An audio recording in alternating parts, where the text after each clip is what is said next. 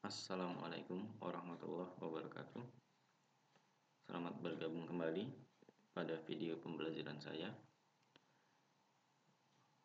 Pada video kali ini saya akan membahas tentang activity diagram, kelanjutan dari pembahasan diagram di dalam UML sebelumnya, di mana sebelumnya saya sudah memberikan penjelasan singkat tentang use case diagram.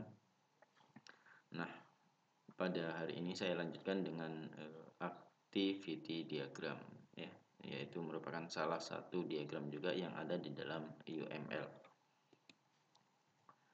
Baik, definisi dari activity diagram. Activity diagram adalah diagram yang menggambarkan berbagai aliran aktivitas dalam sebuah sistem yang sedang dirancang. Bagaimana masing-masing aliran berawal, keputusan yang mungkin terjadi, dan bagaimana aktivitas tersebut berakhir. Activity diagram adalah bentuk visual dari alur kerja yang berisi aktivitas dan tindakan, yang juga dapat berisi pilihan atau pengulangan. Tujuan dari activity diagram. Tujuan dari penggunaan activity diagram antara lain: pertama, sebagai gambaran aliran aktivitas sistem. Yang kedua, sebagai penjelasan urutan dari satu aktivitas ke aktivitas lain. Dan yang ketiga, sebagai penjelasan aliran aktivitas yang paralel, aliran aktivitas yang bercabang, dan aliran aktivitas tunggal dari sistem. Simbol-simbol activity diagram.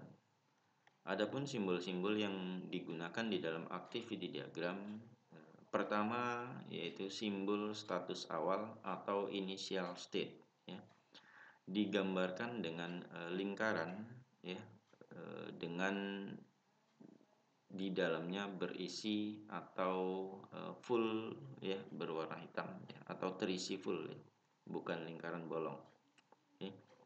Nah, ini adalah status awal aktivitas sistem, yaitu sebuah diagram aktivitas memiliki sebuah status awal. Jadi status awal ini merupakan awal mula atau dimulainya suatu aktivitas. Baik, simbol yang kedua adalah aktivitas atau activity, digambarkan dengan persegi 4, tetapi setiap sisinya atau ujungnya itu sedikit lebih oval, tidak runcing. Nah, ini menyatakan aktivitas yang dilakukan sistem. Aktivitas biasanya diawali dengan kata kerja, Jadi setiap aktivitas nanti di dalamnya terdapat kata-kata kerja, yang merupakan keterangan dari aktivitas tersebut. Baik, selanjutnya simbol yang ketiga adalah decision, digambarkan dengan simbol diamond, atau waji, seperti ini, atau layang-layang, Ini menggambarkan asosiasi jika ada pilihan aktivitas lebih dari satu, biasanya jika terdiri atas dua pilihan aktivitas, simbol pilihan aktivitas atau pilihan keputusan aktivitas, Selanjutnya simbol keempat adalah sinkronisasi, Nah, sinkronisasi ini terdiri atas dua bagian, yaitu apa yang disebut dengan fork, percabangan, dan apa yang disebut dengan join, atau penggabungan, Jadi ini adalah contoh penggambaran simbolnya. Ini yang disebut dengan fork atau percabangan, di mana inputannya satu, keluarannya nanti ada dua. Sedangkan join itu kebalikannya, penggabungan, inputannya lebih dari satu, dan keluarannya nanti pada satu aktivitas. Jika fork tadi inputannya satu aktivitas dan keluarannya lebih dari satu aktivitas, bisa dua, bisa tiga, seperti itu. Baik, nah ini menggambarkan asosiasi untuk menggambarkan penggabungan atau join maupun percabangan atau fork aktivitas. Selanjutnya ada simbol yang kelima, yaitu status akhir atau final state, Nah, final state digambarkan hampir sama dengan simbol initial state, yaitu lingkaran, yang berisi atau terisi penuh, atau terhasil penuh. ya.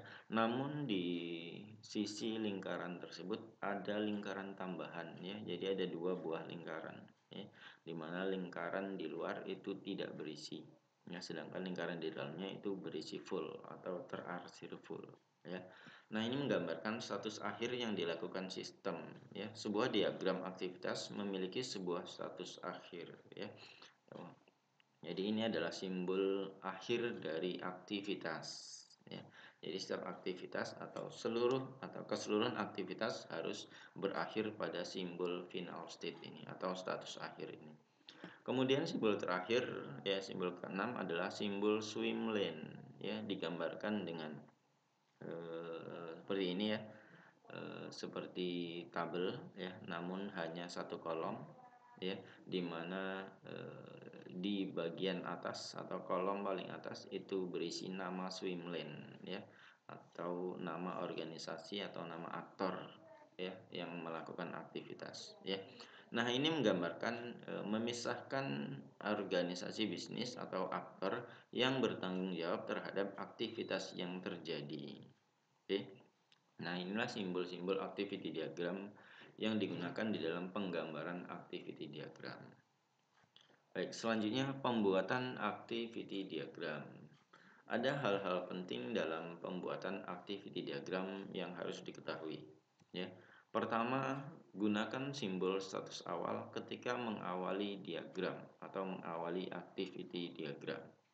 Ya, gunakan simbol initial state atau status awal. Ya. Kemudian yang kedua, gambarkan aksi pertama dan seterusnya sesuai aliran kegiatan sistem. Ya. Jadi urutannya harus sesuai dengan aliran kegiatan sistemnya. Kemudian ketiga, gunakan sebuah fork ya, ketika terjadi aktivitas paralel ya, berbagai aktivitas terjadi secara bersamaan. Ya, berbagai aktivitas terjadi secara bersamaan. Oke. Kemudian yang keempat, setelah penggabungan seluruh kegiatan paralel harus digabungkan menggunakan simbol join ya. Jadi ketika ada simbol fork, maka gunakan penggabungan dengan simbol join ya untuk simbol penggabungan. Selanjutnya, cabang keputusan yaitu menggunakan tanda decision ya, jika keputusan lebih dari satu ya, digunakan untuk menunjukkan suatu kegiatan yang memenuhi kondisi tertentu ya. Jadi mana kondisi yang memenuhi tertentu, maka aktivitas apa yang akan terjadi selanjutnya. Oke. Baik, selanjutnya yang keenam adalah akhiri diagram dengan simbol status akhir ya. Jadi setiap activity diagram atau penggambaran activity diagram harus ya berakhir dengan simbol status akhir atau final state ya. Baik, selanjutnya adalah contoh penggunaan activity diagram atau contoh penggambaran activity diagram. Adapun contoh penggambaran activity diagram adalah seperti ini ya, di mana untuk aktor ya ataupun organisasi bisnis di dalam activity diagram terdiri atas nasabah ya sebagai pelaku atau aktor ya. Kemudian ada ATM ya, ini adalah sistem yang merespon ya kegiatan dari nasabah tersebut. Kemudian ada database bank account ya. Ini juga sistem ya yang merespon ya aktivitas yang dilakukan oleh nasabah dan juga mesin ATM ya. Baik, di sini adalah proses untuk pengambilan uang ya ataupun penggantian PIN ya ataupun pengambilan invoice ya seperti itu ya. Nah, contohnya di sini yaitu untuk pengambilan atau penarikan uang ya pada mesin ATM. Pertama ya diawali dengan aktivitas dari nasabah ya. Jadi simbol awal aktivitas terjadi itu pada nasabah ya. Yaitu nasabah menginput kartu ATM. Kemudian ya mesin ATM akan merespon dengan aktivitas menampilkan halaman konfirmasi penginputan PIN gitu ya. Nah, selanjutnya ya keterangan untuk memasukkan PIN ya. Nah, selanjutnya nasabah menginput PIN ya. Nah, selanjutnya maka setelah nasabah menginput PIN, maka mesin ATM akan memvalidasi ya PIN tersebut ya. Apakah ya PIN tersebut valid atau tidak ya. Nah, jika PIN tersebut valid, maka akan berlanjut pada menu utama atau tampilan menu utama ya. Nah, sedangkan jika PIN tersebut tidak valid, maka akan kembali atau aktivitas akan kembali pada input PIN dari nasabah ya. Nah, input PIN dari nasabah. Oke. Nah, itu jika tidak valid, berarti nasabah akan kembali atau harus kembali menginputkan PIN-nya. Oke. Baik. Nah, kita beralih ya, jika inputnya sudah valid ya, maka akan tampil menu utama. Kemudian nasabah akan memilih ya menu penarikan tunai ya. Maka ATM akan mengkonfirmasi ya penarikan tersebut ya. Selanjutnya nasabah akan melakukan penginputan jumlah penarikannya ya, jumlah nominal penarikannya.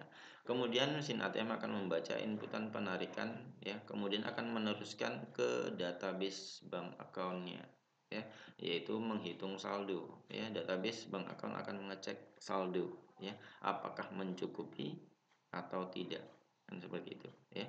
Jadi jika mencukupi ya, maka ini ada 3 aktivitas yang bisa dilakukan kan itu ya. Apakah mengeluarkan uang ya, kemudian mencetak invoice ya, dan juga mengupdate database ya. Jadi ada 3 aktivitas yang selanjutnya bisa dilakukan ketika saldonya mencukupi ya. Jadi tergantung ya apa aktivitasnya ya. Dimana di sini aktivitasnya itu ada 3 ya, keluarkan uang ya, mesin ATM mengeluarkan uang, kemudian mencetak invoice ya, kemudian mengupdate database, kan seperti itu. Oke. Baik. Nah, pada saat mesin ATM ya mengeluarkan uang ya, ketika saldo tercukupi, maka nasabah dapat mengambil uang tersebut. Oke. Kemudian tampil ke halaman konfirmasi transaksi ya, maka selanjutnya nasabah memilih menu keluar. Oke. Nah, selanjutnya jika pada pilihannya ya pencetakan invoice, maka nasabah dapat mengambil invoice tersebut ya. Jadi invoice tersebut diambil oleh nasabah. Oke. Kemudian tampil juga konfirmasi tentang transaksi, maka pilih exit. Oke, seperti itu.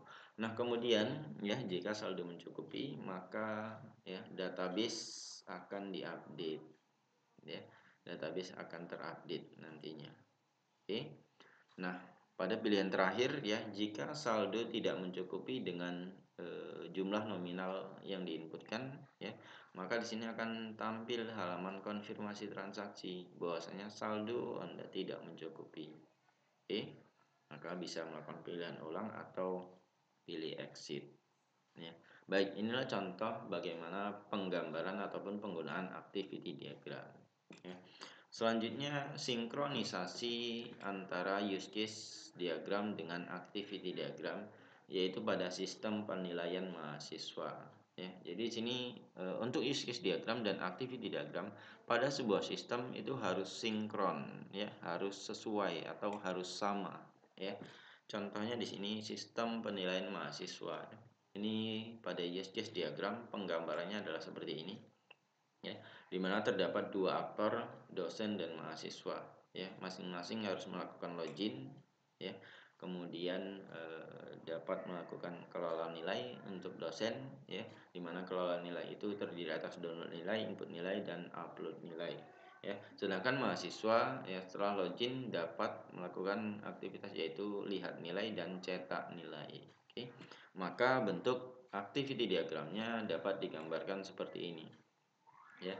Jadi ini bagian dosen ya, dosen membuka aplikasi ya, selanjutnya sistem merespon dengan menampilkan form login ya, sama mahasiswa juga seperti itu ya, membuka aplikasi maka responnya sama ya. Nah, untuk penggambaran activity diagram ya yang aktornya atau organisasi bisnisnya lebih dari satu ya, atau pelakunya lebih dari satu, maka dapat digambarkan menjadi satu activity diagram seperti ini ya. Dapat juga digambarkan secara terpisah ya. Jadi pertama activity diagram untuk dosen seperti ini ya. Jadi untuk dosen dengan sistem bagaimana interaksinya. Kemudian gambar kedua adalah antara mahasiswa dengan sistem ya. Jadi boleh dibuat dua gambar ya. Nah, pada contoh ini saya buat menjadi satu gambar atau saya gabungkan menjadi satu gambar untuk 2 aktor ya. Maka penggambarannya seperti ini. Ya, jadi dua cara tersebut diperbolehkan. Apakah digabungkan menjadi satu gambar atau dipisah menjadi dua gambar ya dengan aktor yang berbeda. Baik, di sini dosen ya membuka aplikasi, kemudian sistem merespon dengan menampilkan form login. Selanjutnya dosen menginput username dan password, maka validasi login tersebut ya, username dan password tersebut ya, apakah valid ya atau benar atau tidak ya. Jika tidak valid, maka kembali harus menginput username dan password. Jika sudah valid, maka akan tampil menu utama dari sistemnya ya. Maka kemudian dosen memilih kelola nilai ya. Selanjutnya sistem akan menampilkan halaman kelola nilai. Selanjutnya dosen akan melakukan aktivitas yaitu download nilai, input nilai, dan upload nilai ya. Jadi ketiga kegiatan tersebut ya dapat dilakukan secara bersamaan ya atau secara paralel, maka menggunakan simbol for ya, yaitu percabangan ya. Nah, setelah aktivitas tersebut selesai dilakukan atau dilakukan oleh dosen, maka digunakan simbol join ya untuk penggabungan antara ketiga aktivitas tersebut ya. Apa aktivitas selanjutnya gitu ya, yaitu sistem akan memproses nilai ya, memproses nilai ya dari hasil inputan atau uploadan dari dosen tersebut ya. Maka memproses nilai, tampil hasil proses, dan sudah selesai ya. Jadi sistem akan menampilkan nanti hasil prosesnya. Selanjutnya aktivitas selesai. Oke. Nah, itu bagian dosen dengan sistem. Selanjutnya bagian mahasiswa dengan sistem ya. Tadi pertama membuka aplikasi juga ya, kemudian input username dan password juga ya. Jika benar maka tampil menu utama, jika salah maka kembali ke inputan username dan password. Selanjutnya ya, pada bagian mahasiswa aktivitas yang bisa dilakukan adalah memilih lihat nilai terlebih dahulu ya. Maka di sini sistem akan mencek data nilai apakah sudah ada atau sudah diupload oleh dosen atau belum gitu ya. Jika belum diupload ya, ini tidak ya, maka tampil pesan nilai belum ada. Selanjutnya selesai gitu ya. Hanya tampil pesan nilai belum ada, maka selanjutnya selesai aktivitasnya. Nah, jika nilainya sudah ada ya, maka akan tampil nanti data nilai ya. Data nilai yang dimaksud atau yang dipilih ya, oleh mahasiswa tersebut gitu ya, atau yang akan dilihat oleh mahasiswa tersebut. Nah, selanjutnya setelah tampil data nilai, maka mahasiswa dapat melakukan aktivitas cetak nilai ya, mencetak nilai. Oke. Jadi pilih cetak nilai, selanjutnya sistem akan menampilkan data nilai dalam format yang dapat dicetak. Kan seperti itu. Oke.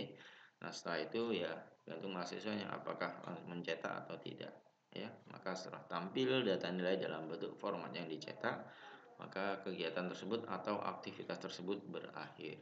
Oke.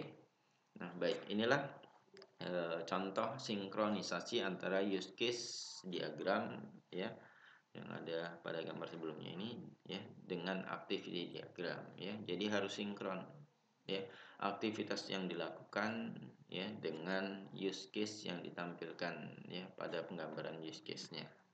Oke. Nah, baik. Jadi inilah penjelasan singkat ya, apa yang dimaksud dengan activity diagram atau bagaimana penggambaran activity diagram ya, di mana activity diagram dan use case diagram ya merupakan diagram-diagram yang ada di dalam UML ya.